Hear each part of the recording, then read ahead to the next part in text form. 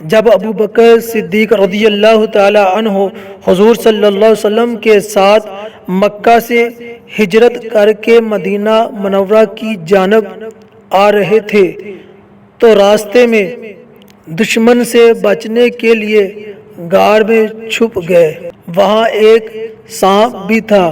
حضرت ابو بکر صدیق رضی اللہ تعالی عنہ نے دیکھا کہ غار میں بہت سے سوراخ ہیں۔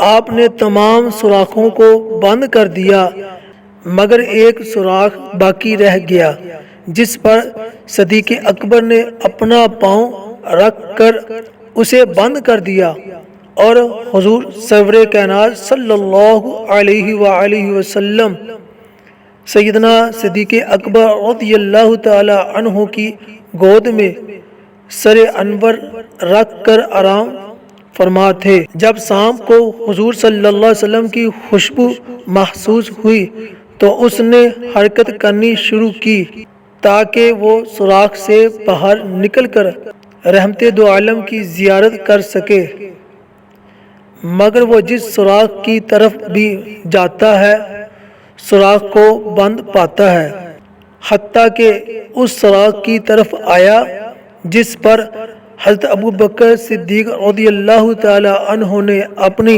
ایڑی رکھی ہوئی تھی۔ سانپ نے ڈسنا شروع کر دیا، یہ سمجھ کر کہ کوئی معمولی شخص ہے پاؤں اٹھا لے گا، مگر جیسے جیسے سانپ ڈستا گیا آپ پاؤں کو زیادہ دباتے گئے، اس لیے کہ کہیں آقا کے آرام میں خلل نہ آ جائے، کیونکہ سانپ کا زہر آپ کے رگ و ریشہ میں سرایت کر چکا تھا۔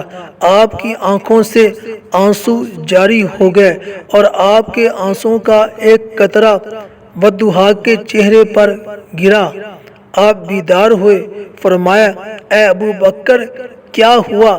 عرض کی آقا سانپ نے ڈس دیا ہے۔ فرمایا کہاں؟ عرض کی آقا پاؤں کی ایڑی پر۔ پس رسول اللہ صلی اللہ علیہ وسلم نے لعاب دہن لگایا تو وہ درد جاتا رہا۔